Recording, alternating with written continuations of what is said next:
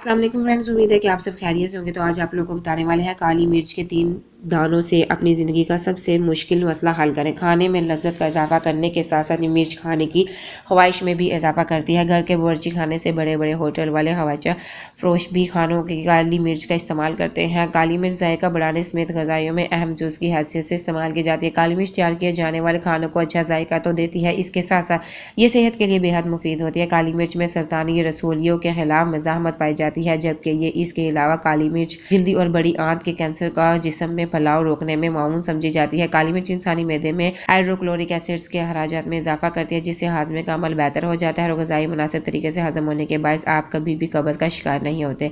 काली मिर्च वजन कम करने में भी मददगार साबित होते हैं। काली मिर्च की ऊपर वाली तह ऐसे अज्जा से भरपूर होती है जो चिकनाई से भरपूर खुरियात में कमी वाक़ करने का सबब बनती है और बेहतर तौर पर चर्बी को गलाने के लिए मुसलसल तवानाई फराहम करती है।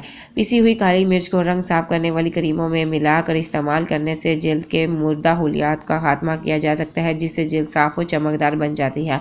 नज़ला और ज़ुकाम की वजह से बंद नाक को खोलने, डिप्रेशन में कमी, क़ुव्वत क़ल्ब में इजाफा और एंटीऑक्सीडेंट्स में इजाफा ये भी काली मिर्च का इस्तेमाल मुफीद है। इन्फॉर्मेटिव वीडियो दूसरे तक लाजमी शेयर किया करें ताकि किसका फ़ायदा हो सके। Thank you for watching my video.